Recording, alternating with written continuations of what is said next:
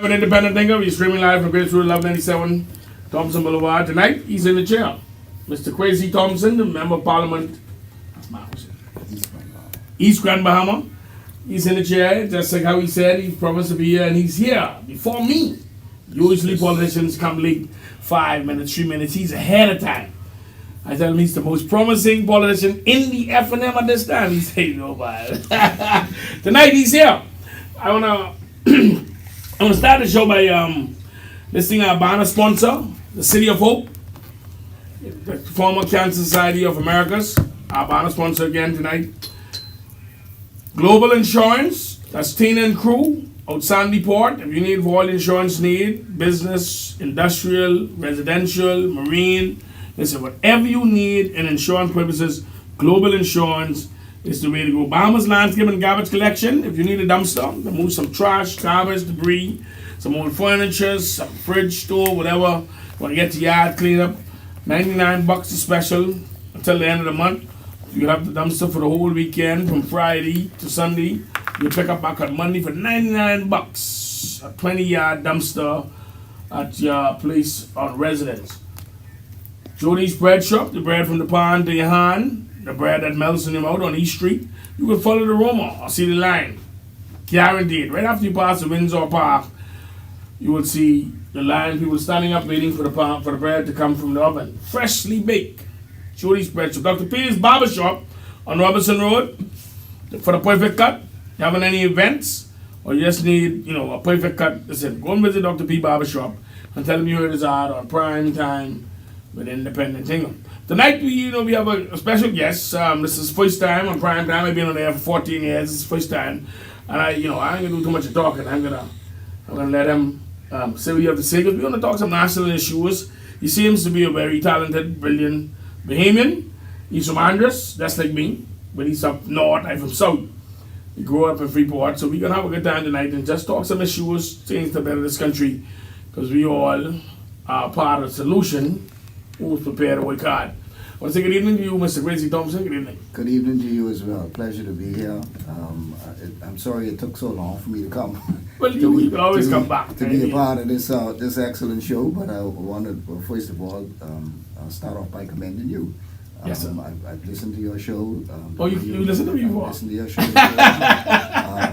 You're doing some good stuff. Exactly. You're doing some very, very good stuff. That's good. I really appreciate that. I mean, sometimes you feel down, you feel like that's avoided because there's plenty of research, there's plenty of time, and you got to be devoted. But then when persons come like you and say that, I mean, you keep the fight on, keep the candle lit. I think all of us have at heart a desire to see a better Bahamas. Right. And all of us have our different roles to play.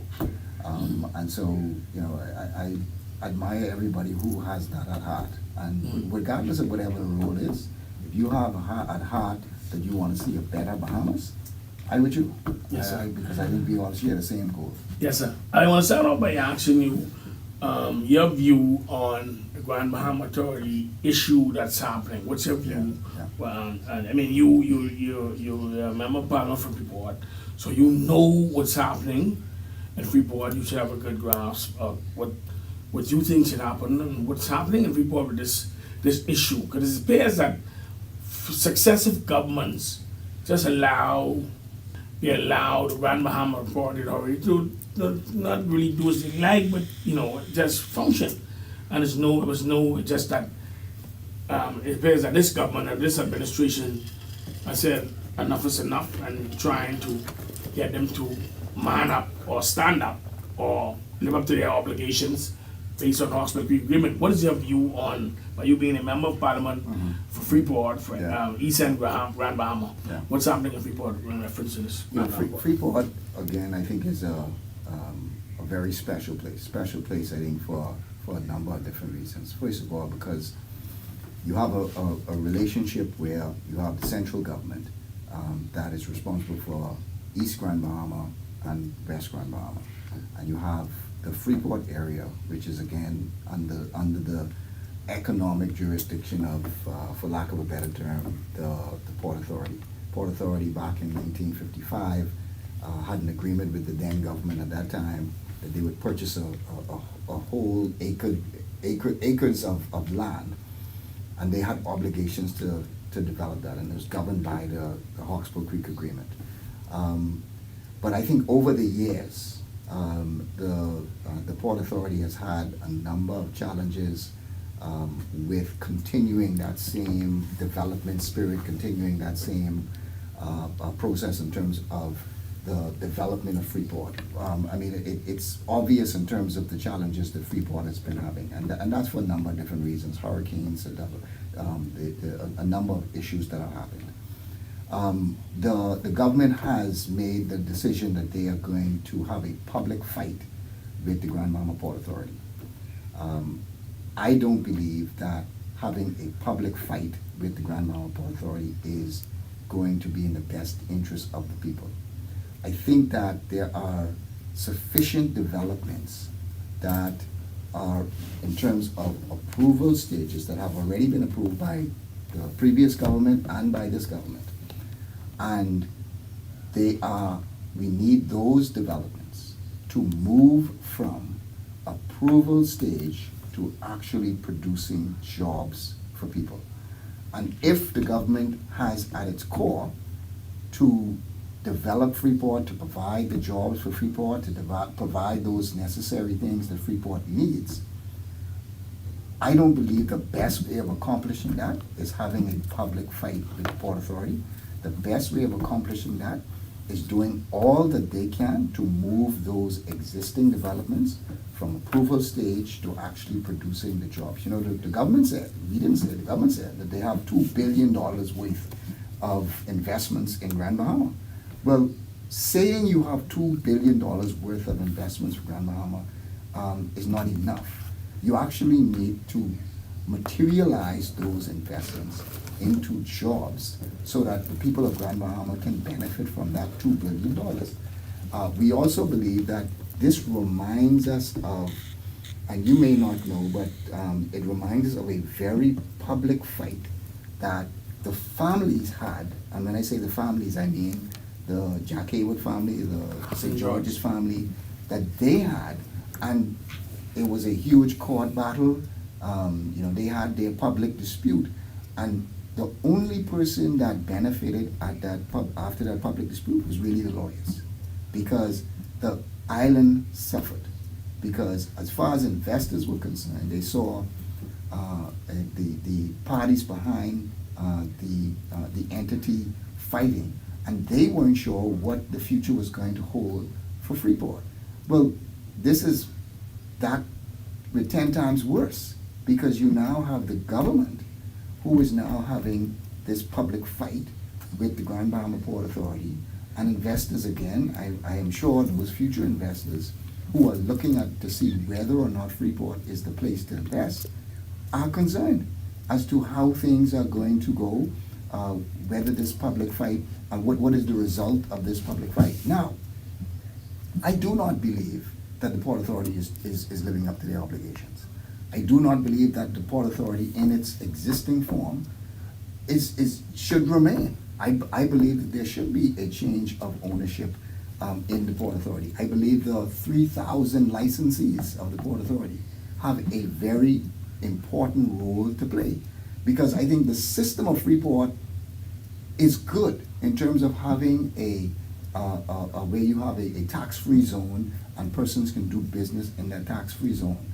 But I think the players need to change, and we need persons who are involved in the Port Authority who are Bahamian, who have the necessary resources, and who also have the vision to move Freeport forward. So I don't believe that the way that the government is going about it, I think is going to produce the results that they wanted to produce. But I believe that they need to focus on making sure that they bring in and materialize those investments. But I think also, if you want to fight for people in Grand Bahama, then just do what the people in Grand Bahama need. They need you to provide jobs. In my constituency, which was hugely damaged by hurricane, and there are still a number of persons who are waiting for home repairs through the DRA. You could go ahead and repair those houses for those people who are in need, because that's a real relevant needs. So if you want to fight for the people in Grand Bahama, just provide those things. I have seniors who are calling me almost every day who are having issues with social services. So if you want to fight for the people in Grand Bahama, just do those necessary things that the people in Grand Bahama say that they need. So, Mr. Thompson, so I mean, indirectly, you were saying that the public spot isn't good for investors, but should the government just say behind closed doors, you owe us $257 million, please pay us? Well, again, I am not sure. I don't know if the public is sure what is owed by the Grand Bahama Port Authority. Yeah, but they had a company called PricewaterhouseCoopers who did an assessment. I am not sure what that assessment says. Okay. So we have asked the government to provide us with a copy of the Assessment report, report, okay. so that we've sat in that same position so that we can understand why it is that the government is saying that the Port Authority owes these funds.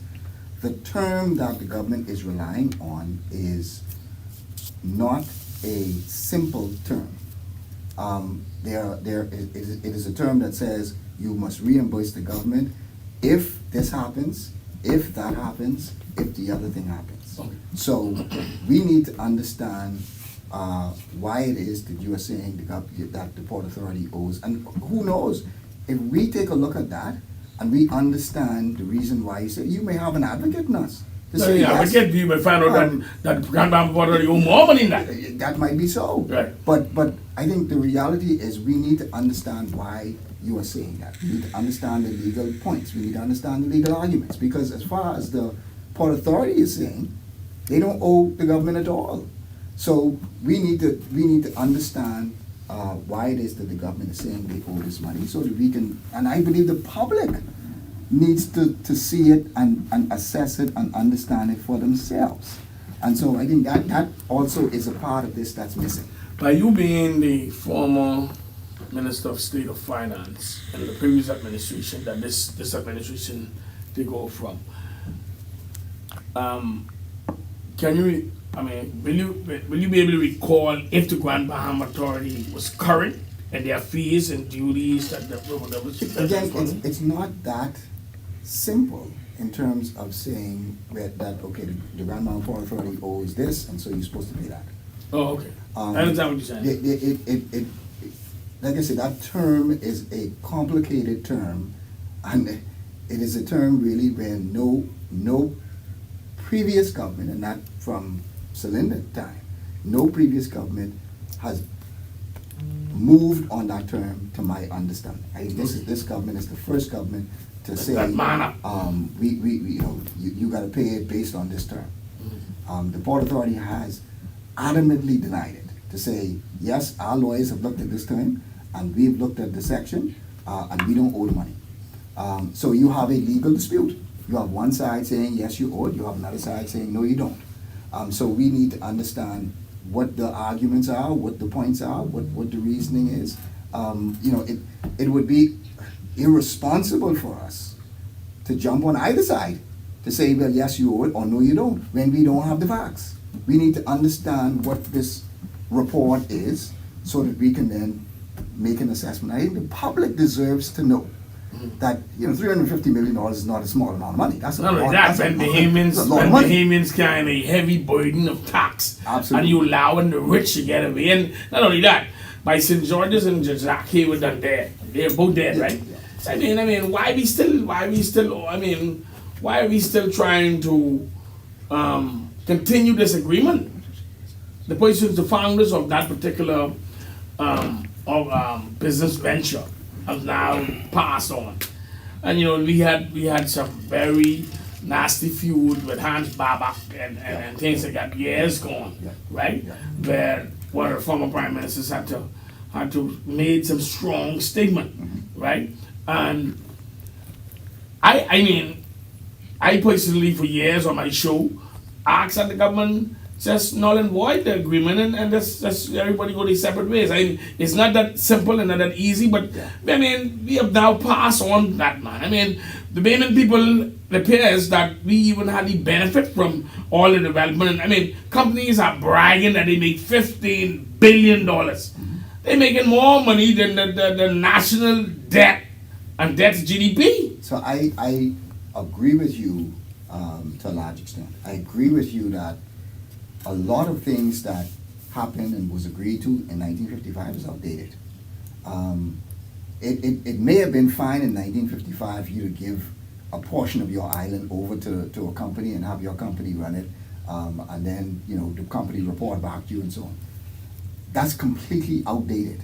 Right. There's no way that a government ought to not have control of its airport, and that's one of the reasons why we decided that we were going to be proactive and take the airport back.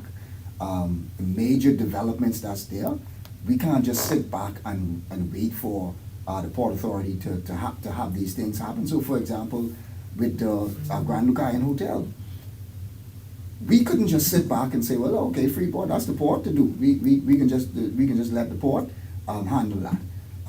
We had to be proactive and take over and deal with the port, deal with the Grand Lucayan to attempt to make that successful.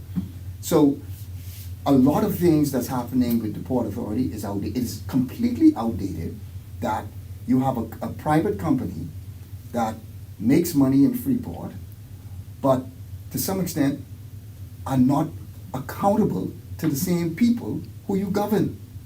They are quasi-governmental things that the Port Authority does. So they issue business licenses and so on. But the people who they issue these things for, they are not accountable to those people. We should be able to say that if you are not doing your job, then we should change you. Because for any government, 5 years, you have to be accountable to the people. And so, but the Port Authority, they don't have to produce their records to us.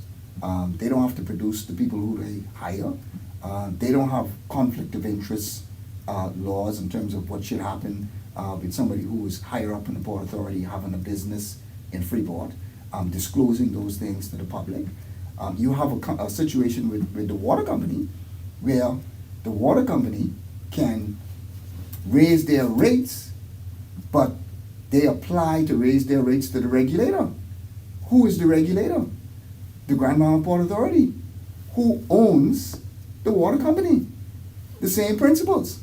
So it is like one company going to the same company, the same people who own that company, to say, well, I would like to raise the rates. Okay, yes, you could raise the rates.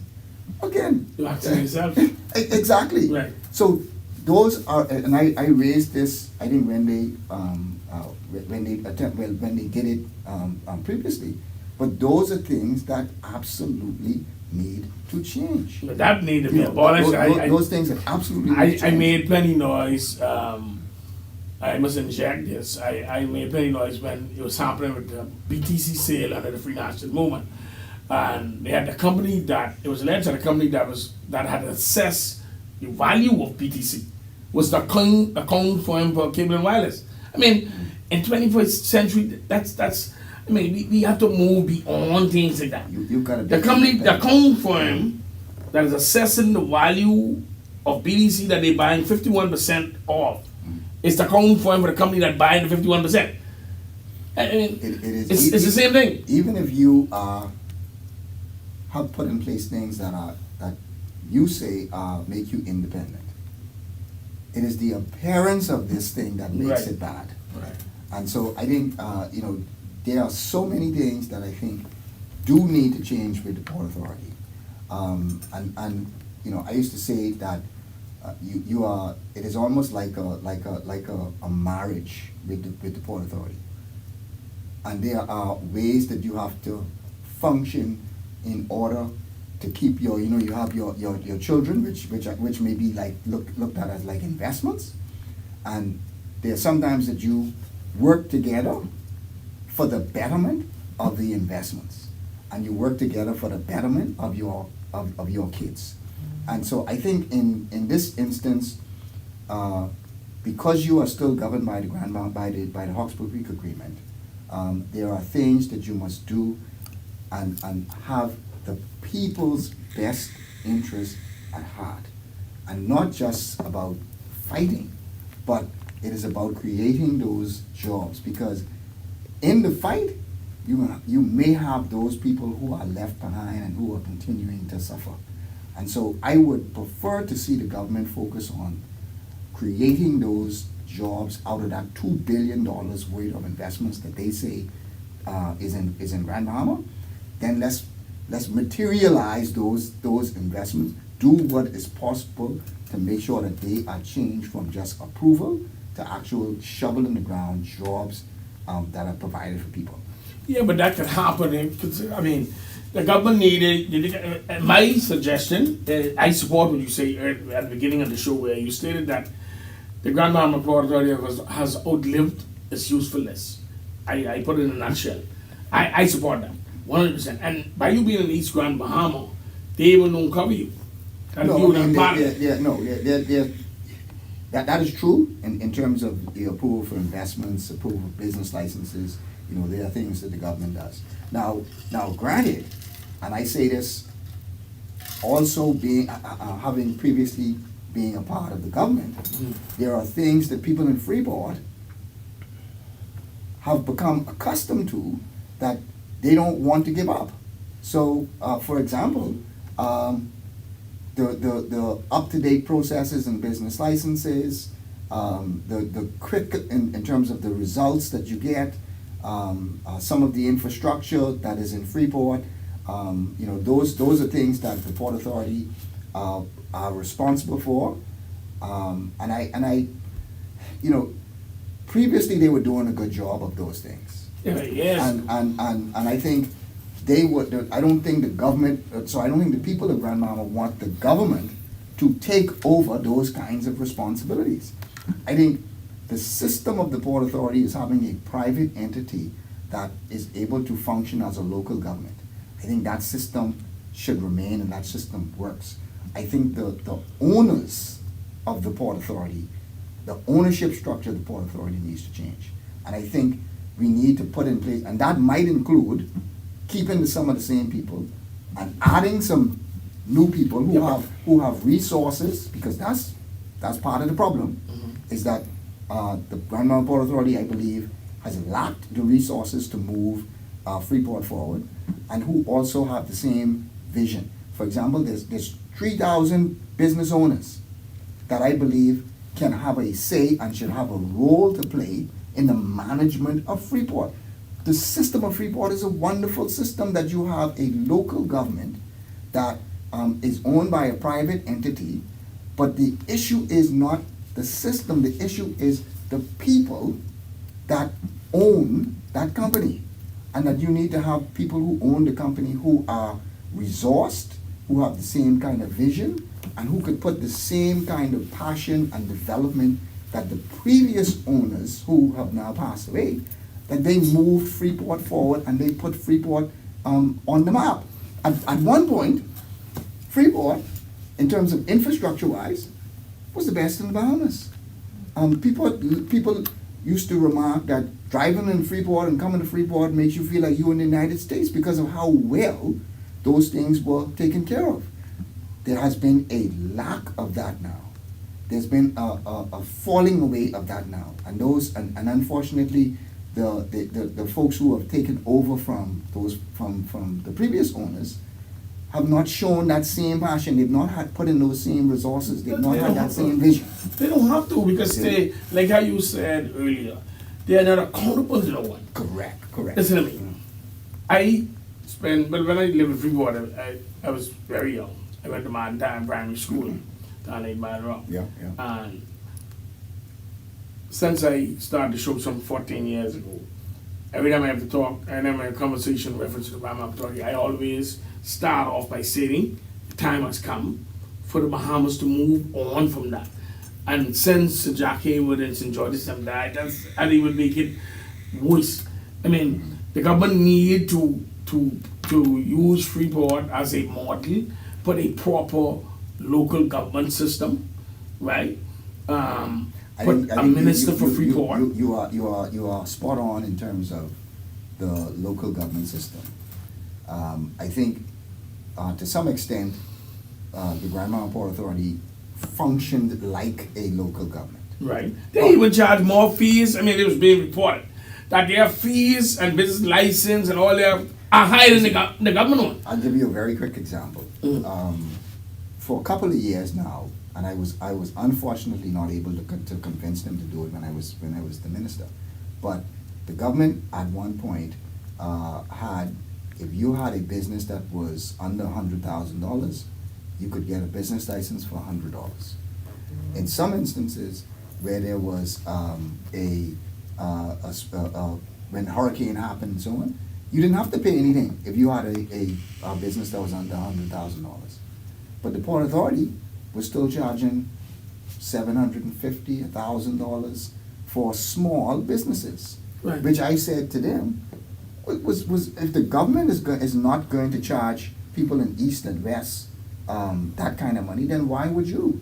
So I agree in terms of the accountability part of it, and I think if you had a system where the licensees had ownership in the Port Authority, and also those licensees at some point would be held accountable to the people, then I think that system would work. I do not believe that the central government ought to fully take over the port and be fully responsible for what's happening in Freeport. But I think Well, they could run the Bahamas, they could run Freeport. I am not saying that they cannot run it. I'm not saying that they cannot run it. Okay. But what I'm saying is the system that Freeport has benefited from for many years is not a bad system. And that system, I think, has not outlived its time, but I think the owners of the company need to change. And I think if you include more people in that system, if you include more people who have a stake in that system, it ain't right that you only have 2 or 3 or 4 people or families that have a say in terms of who determines what happens to Freeport or who's able to do business in Freeport. That's not right. But I think all of those persons who who live in Freeport, who have businesses in Freeport, they also have a say and should have a say in terms of the management of what happens in Freeport. And that's why I say I think the system itself should remain, but it should remain with changing the ownership structure, but also making that structure more accountable to the people. I think our first commercial break. This is Primetime with Independent Thinker. My special guest tonight is Member of Parliament for East End Grand Bahama, Kwasi Thompson, the former Minister of State of Finance in the previous administration. Listen, if you ask me, I'll abolish it. The extension that was given by both previous administration, I would abolish. That was the perfect time. That was the perfect storm to end that. It's the same thing with Abaco, you know. That was the perfect storm with Dorian to eliminate every shanty town in Abaco. That was a perfect time. Yeah. That's two perfect timing that was granted on a plate for the Bahamas more. Because if you could pay the Grand Bahama Port Authority 5 and 6 and 10 and 12 times more for a business license than what you pay in the government, clearly it shows you that we don't really need them. You don't really need them. But take our first commercial break. When we come back, we'll continue the conversation with dialogue with my special guest, Mr. Kwasi Thompson. Lines are fully ready. Got a break, producer, when we come back. We'll open the lines and have one or two calls come through.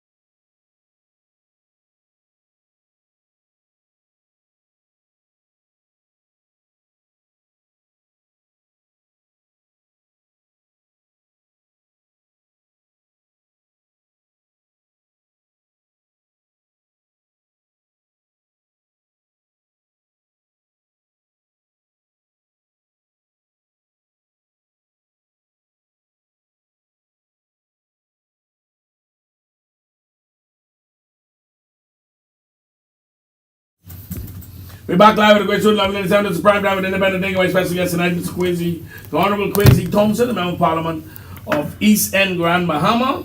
We began the show speaking about the Grand Bahama Port Authority. Has the Grand Bahama Port Authority has outlived its usefulness? I, for one, for years on my show, stated that, man, listen, at White House in Georgia, since the Jack with them are dead, man, listen, that's it, man. Listen, time for the Bahamian people to be free. Man, we had enough headache and stress from Hans Babak and all them. Man, listen, let the Bahamian people go, man. We could handle Freeport, and we could handle the Bahamas, and we could run the Bahamas, we could run Freeport. I mean, time has come, man. The Hawksbill Creek Agreement should be null and void, ultra-virus, say whatever you want to call it. That's the end of that. They should be, they should be amending and extending, and time for that to end, man. Because they digging, I don't know what they're digging for down there in Freeport. They can't be oil. Because they keep on digging and causing all kind of tricky and funny weather happening down there. I don't know what the geologists them saying, but it got to be something happening as a result of all the digging. They taking all the limestone, them companies over there, Bahama Rock and all them companies were taking up, digging and I don't really trying to find. You understand? And all of a sudden they continuously having these tricky weather, thunderstorm, and seas coming high in 2-story building, okay?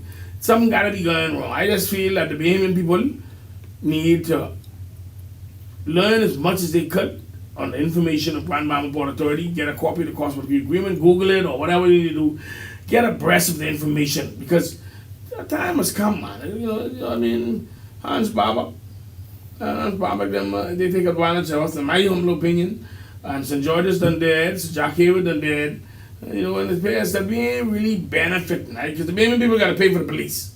The Bahamian people got to pay for the hospital, the nurses, and all that. So I mean, are we making sufficient money? What is the report? Do we have a report in House Assembly table saying what every year the Freeport Grand Bahama Port Authority? Me answer the line. Sorry about that. Me answer the line. Yeah, line full. Primetime Independent Thinker. Independent Thinker. You're live. Live. Listen to me, Mr. Thompson. Yes, sir. Good afternoon. How are you, Yes, man? sir. Good afternoon. You sound like a sharpshooter, and you sound straightforward. I just want to allow you to indulge me for 3 minutes, please.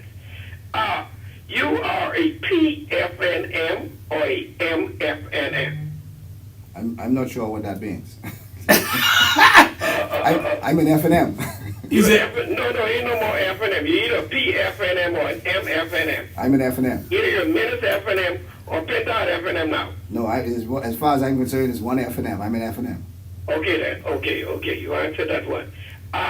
Does the Port Authority pay the government a lease or a rent per month, per year, per quarterly for Freeport? No. No, sir. So they just did Freeport. Not that I'm aware of, no. No. They need to get out of there. I tell you that. They need to get it. That is not making sense. So if I were to open up a business in Freeport, do I get a license from the government, Port Authority, or just from Port Authority? You gotta get it from Port Authority first. Yeah, you get a license from the Port Authority, but again, it's not that simple, because in order to get your business license from the Port Authority, you also have to get, depending on the type of business, you have to get the police permission to make sure that premises and so on can be used. But you have to ultimately you pay a business license fee to the Grand Bahama Port Authority. Now, that business license fee, though, has some benefits and comes with some benefits. Okay. One of the benefits that comes with is you are able to build a home as a licensee. You are able to build a home duty-free. Another benefit that comes with that license is you are able to import items into Freeport and sell those items duty-free. So one of the again previous benefits of being able to be a licensee of the Port Authority is you can import your cars.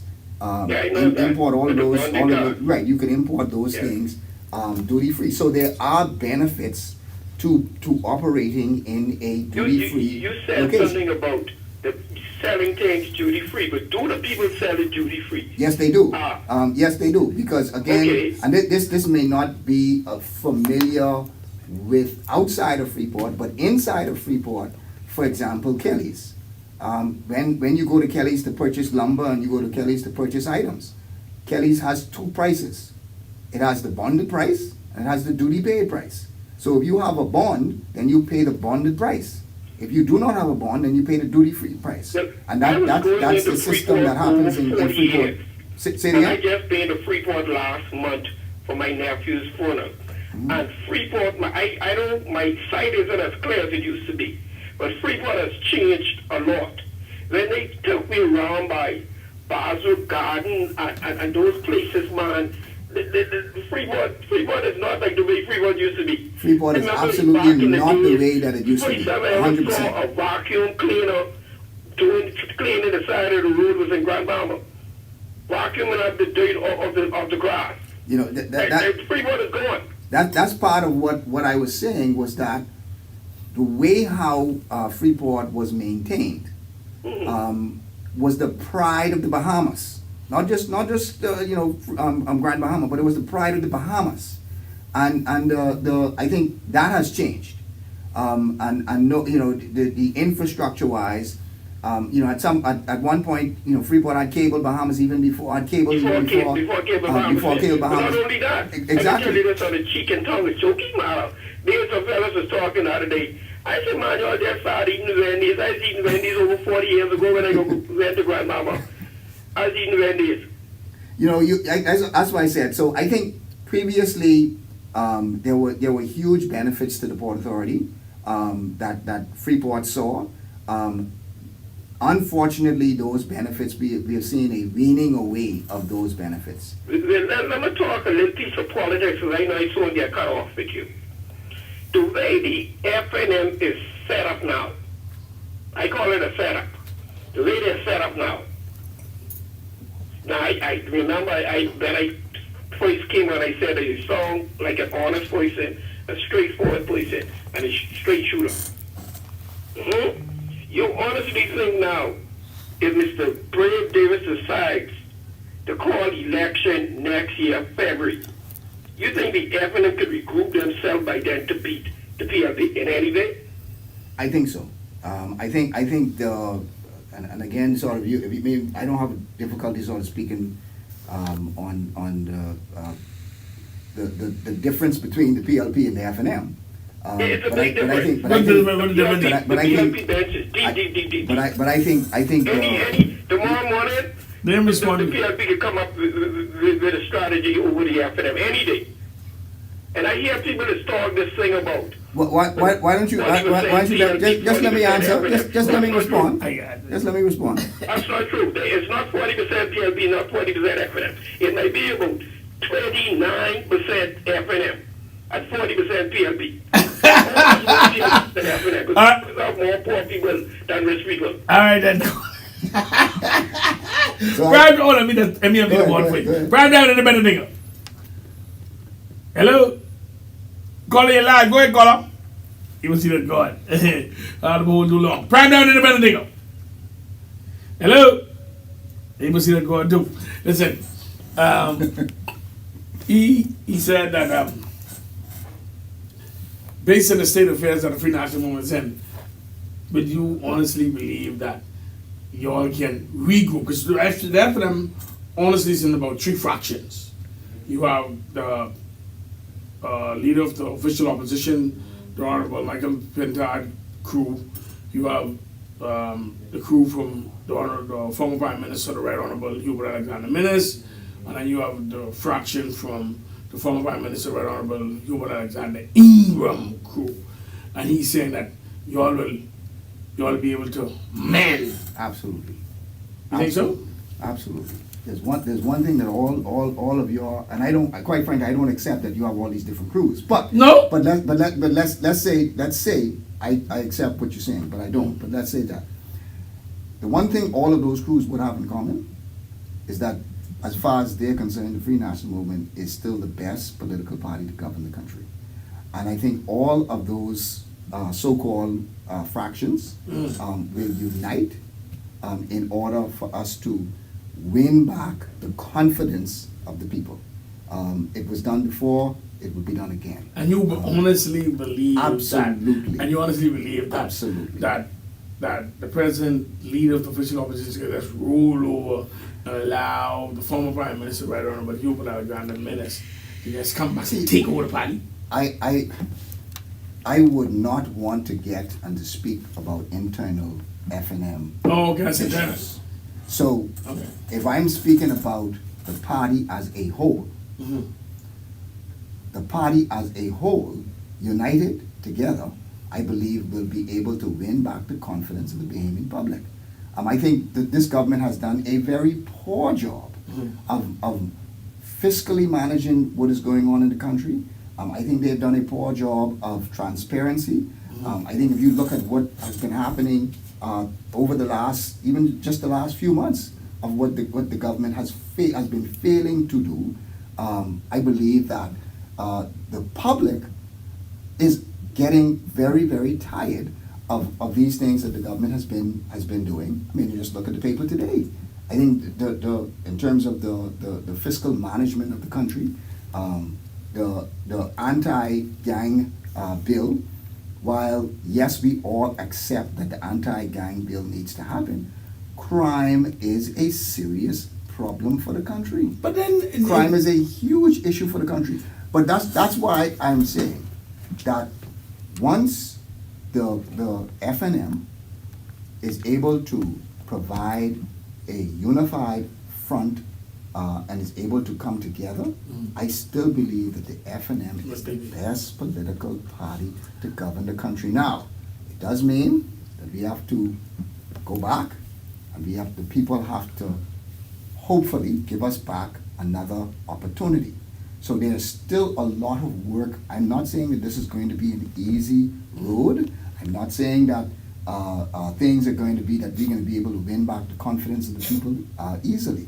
But it is quite possible for us to be able to do that once we have a united front. Alright, he drive you down that. He's talking about Yeah. He drive you. I love politics. I live in these things. Well, I tell you this. I would prefer to talk a little bit more about Grand Bahama. Yeah.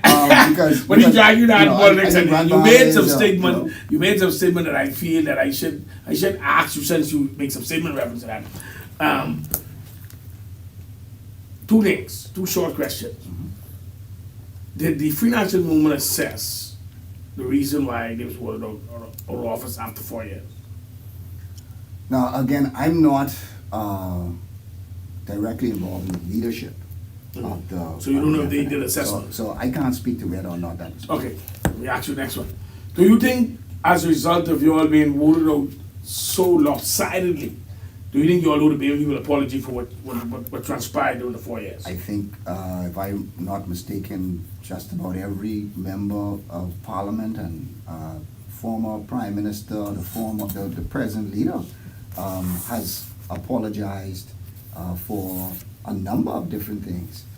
I think, when you lose an election, it really causes you to go back to the people and try and understand why it is that you lost their confidence, acknowledge that you lost their confidence, and do what you can to restore their confidence. Well, I must tell you, based on my limited knowledge and experience in politics, it appears that you and Shannon Dawn Cartwright did very well representing your constituents, because you all was missing the wave, right? You all was missing the tide wave in the last election. So clearly you all be considered as great, or you all did a fair, good job representing the people, so that if election were to call today, most likely persons who win during that wave can win again. That's how I feel. I don't think, honestly, based on what the caller said, that if the Prime Minister, right, or the Prime Minister called election by next week, February, if you all think you all could win. Let's put it this way. I don't think that you take anything for granted with the Bahamian public. That's a good thing to see. I think the Bahamian public is a smart, astute group of people, and they can fish out right from wrong, and they will fish out right from wrong. And I'm confident that to leave things in the hands of the Bahamian public, because I think the Bahamian public is smart.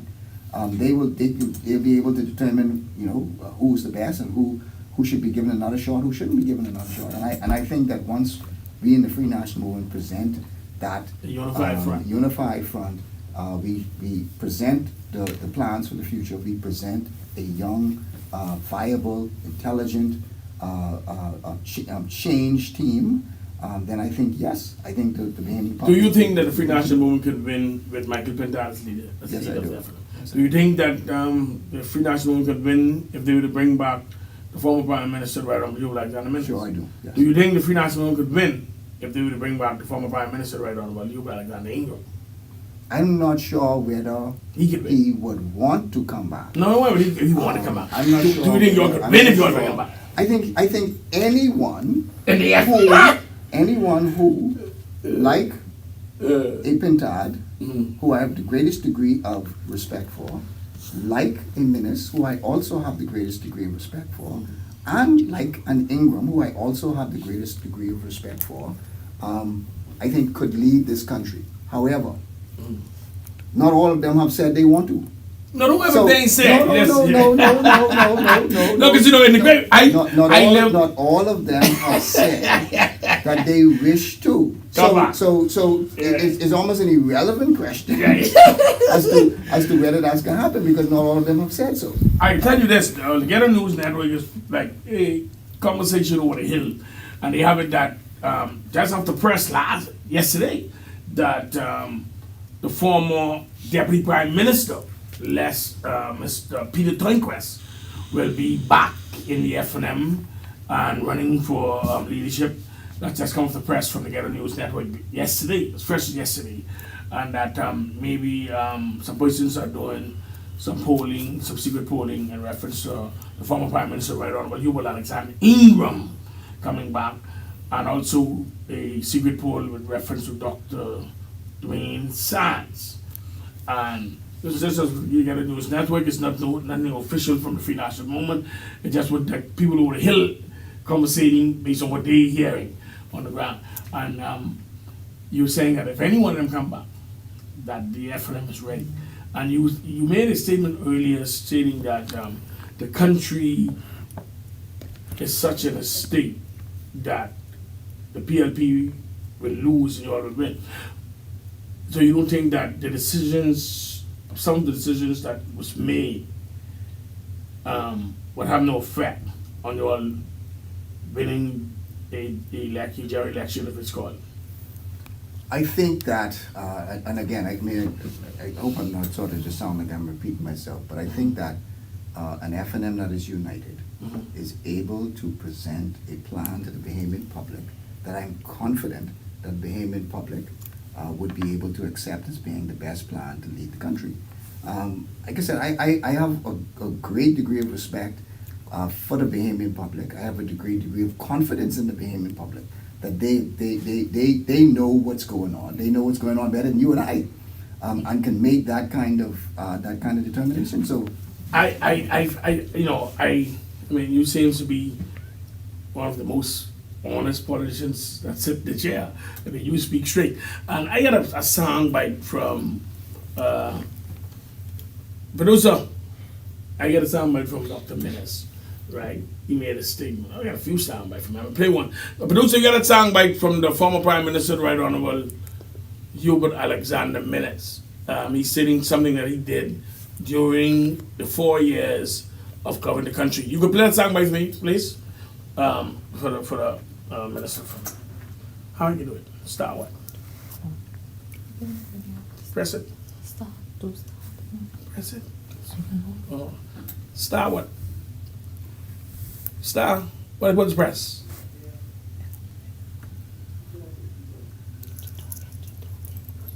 Okay. Yeah, I have a sound bite where the former Prime Minister, Right Honorable Dr. Hubert Alexander Minnis, he stated that that almost $2 billion was borrowed during the pandemic to keep people employed, keep persons' salary paid to businesses, private businesses, and during the pandemic. And I always said, if this is correct, what he's saying, you don't think that'll have an effect on the state of affairs that the country is in, trying to get out as a result of decisions like that, and the other one with the $60 million for conflict thing, with conflicts with the group who's buying the food for the people over there. You ready?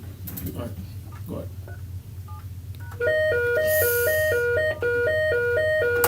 All right, you ready yet? Producer, you get it? All right. Yeah, okay. He made a statement. Oh, go ahead. No, let me sort of respond to that. I think the pandemic was a tragedy, and the biggest thing about the pandemic was not just the health crisis, but the biggest thing about the pandemic really was an economic crisis. Right. Because when you this was what was happening in real time. There was no playbook for this. There were things that was happening in the country that I don't believe anybody could even anticipate you would be making those kinds of decisions. It's never happened before. Like, closing the airport down, shutting the country down, telling everybody they got to stay at home. I mean, these are concepts that were completely foreign to us, but you were faced with medical advice that said, if you want to save lives, these are the kinds of decisions that you had to do. And one of the biggest issues that the government really was facing was, how do you protect people's lives from the pandemic, but also provide some assistance for them when you are shutting down the economy and shutting down the country. So you had to put in place different programs like the unemployment program. Millions and millions of dollars were spent to assist persons who were able to claim, if they got laid off, who were able to claim to say that I'm unemployed, and you can help those persons go working. The country was not making any revenue. I know, because there you was were no shutting ship, it down. no cruise ship in the town, no plane landing. And the government made a decision that we were not going to fire any of those 25,000 or however many public servants that were there. We were going to continue to pay and maintain their salaries. The government also said, when it came to these businesses, Private sector. the private sector, we were also going to pour money into them so that they could pay their salary, so that they could keep the employees employed. Because if they let those people go, the government ultimately was going to have to be responsible for taking care of those folks and paying for those folks. So one of the biggest challenges, and I believe one of the biggest accomplishments of the government, was to be able to assist businesses, assist individuals through that crisis. And I think what that had caused, it had caused the economy to be on the upside even when we left office. So for example, we left office in September of 2021. We left office. Now, back in January, February, March, we were seeing the fruits of what we were doing. We were seeing an increase in revenue. The economy was starting to open up. The PLP unfortunately said that they inherited a recession, which is completely false, because their records showed that the economy actually grew by 14%, a percentum that no one had ever seen in the recent history. No one had ever seen. But out of that 2021, the Free National Movement was the government from January to September. And the PLP only took office, they took office in September. And it's unlikely that they were able to do anything between September and October when they opened Parliament. So the reality, I'm only telling you, and I want you to also look at this independently as No, well. yeah, like I must From inject January to September. late September, Yeah. they went into Parliament early October. So as far as January to October, we were responsible for. And the things that we were doing, It's what cost that you believe. I do not believe that the 3 months, No, neither 3 months. the October, November, December, I do not believe that what the PLP did in October, November, December caused 14% increase in terms of our economic GDP. So I believe that, and then it's my personal belief that the things that the F&M were doing and the amount of resources that we were pushing into the economy, that those resources allowed the economy to be on an upswing. Before I let you state what those things are, that what you believe that caused the economy to propel, I must make this statement in that particular cloud of information that you just give, that the night of the election, the President, Prime Minister, Right Honorable Philip Brave Davis opened up the economy from the night. That night he moved the curfew, he started to do some things right then. You don't think that some of the decisions that the PLP made on the night, not day one, night one, propel the confidence in people, the Bahamian investors and all these things. You don't think that was as a result of some of the things that we experience now, today? What I'm saying is, we were beginning to see a recovery of the revenue from early 2021, which means the economy was on an uptick from beginning of October, from the beginning of 2021. The budget exercise that we had gone through in June, and the resources that we had released in June was specifically to increase GDP, was specifically to increase economic growth. So there were things that we did that was specific to increase economic growth. We had put in place and continued that the unemployment assistance, the SBDC, the Small Business Development Center. It was about $40 million that was injected into small businesses to develop and to grow. We had also 40 million, in excess of 40 million. We had also put in place the things like there was a program that was through the Ministry of Finance, where the amount of employees that you were able to employ, if you employed additional employees, you were able to use your VAT money to cover the cost of those employees.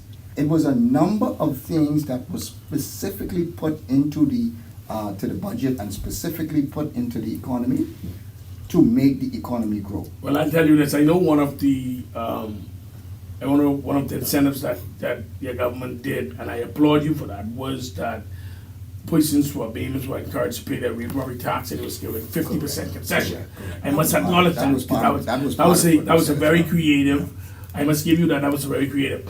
But when you made the statement about 50 million, 40 million, and when the former Prime Minister talked about the 500 million injected into private businesses, I'm a Bahamian who got 5 businesses, and not one opportunity I had to assist me during the pandemic with my employees. Not one, out of 5 different businesses. I can't speak to that. 5! They didn't even pick one. I cannot speak to that. But what I can speak to is what was actually done. And I can speak because see what I was trying to find out was that what method you ought to use to choose the business to give this money to? It was done through the Small Business Development Center. Oh, my business one. All 5 of them. It's a specific entity. A specific entity. I mean, it's well known. Specific entity, the Small Business Development Center, was created by the F&M government. Thankfully, it was in place when you had things like Dorian and when you had things like the pandemic. Its main purpose was to assist small businesses and train small businesses. And I know we did it in Freeport. It was also done throughout Nassau.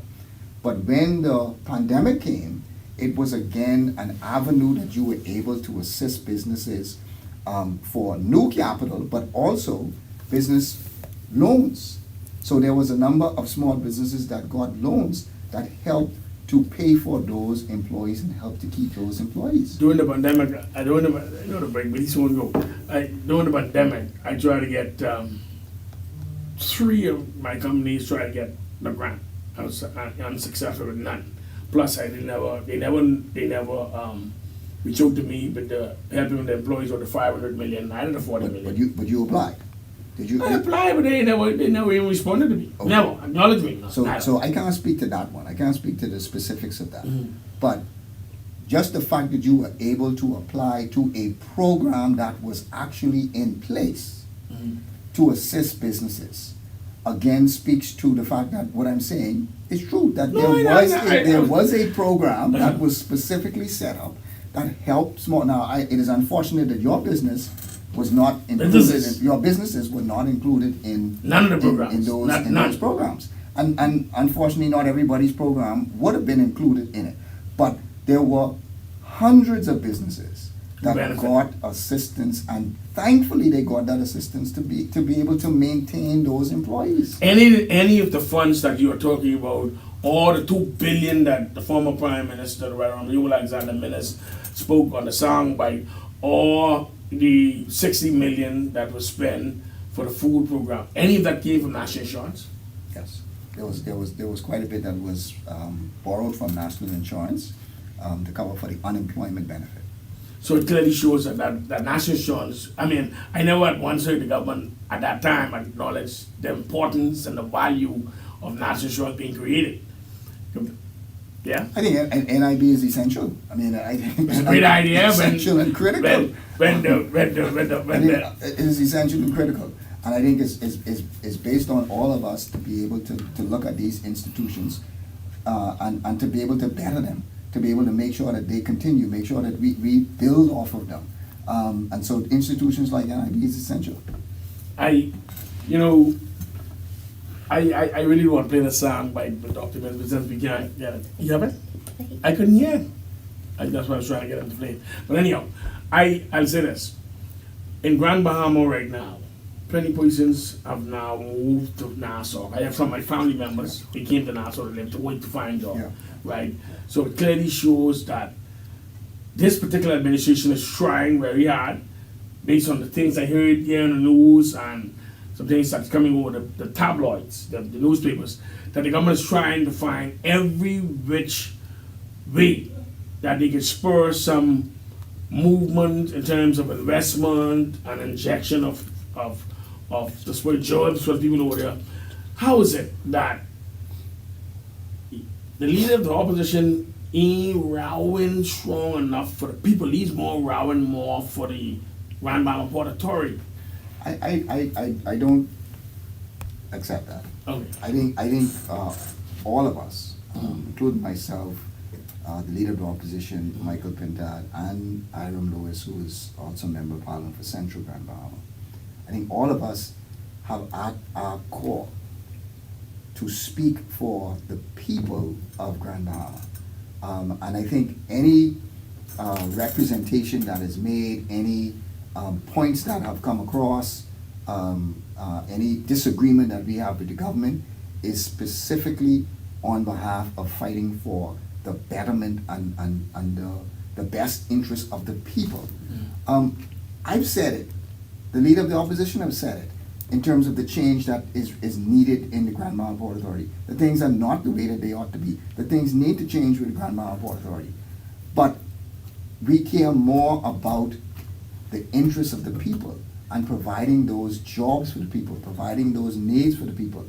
All of those things that the government says they are fighting for, the reality is they could be doing some things that will help people, like the food, like providing the food assistance for people through social services, which unfortunately has not been getting the people the way that they needed to get to them.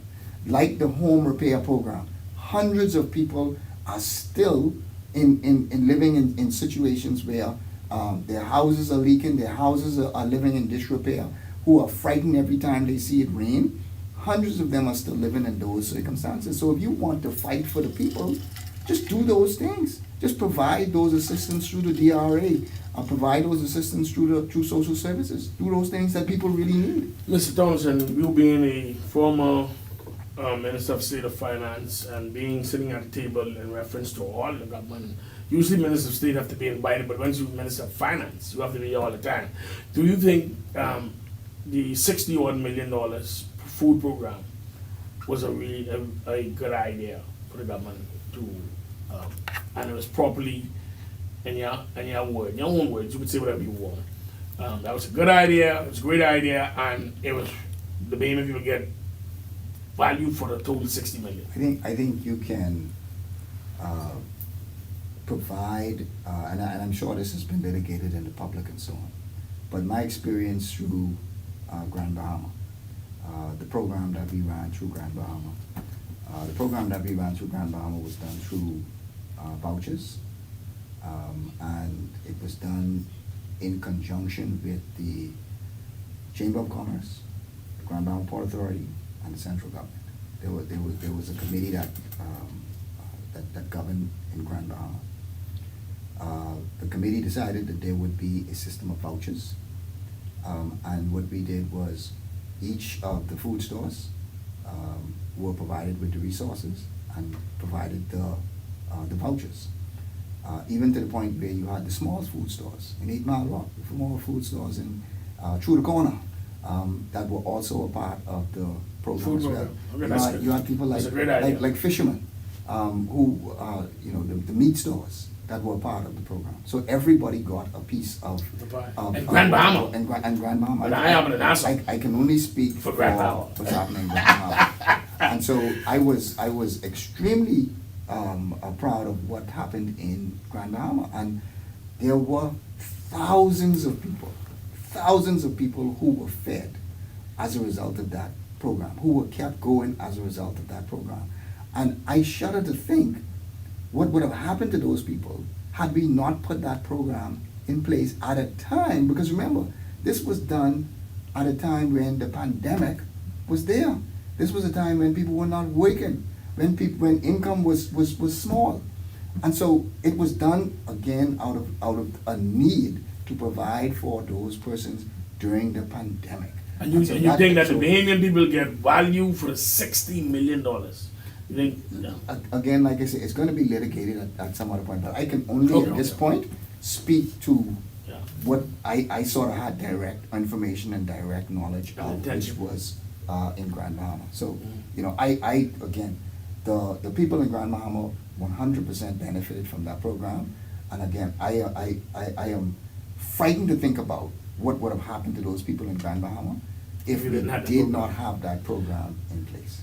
At the beginning of the show, we spoke about the maybe abandoning or ending the Horseman Creek Agreement, right? Mm-hmm. And for years, this country, it appears that we extend a olive branch to foreigners in terms of incentives and encouragement and duty-free and all this stuff to foreigners, right? And to encourage them to invest, to create jobs for Bahamians, right?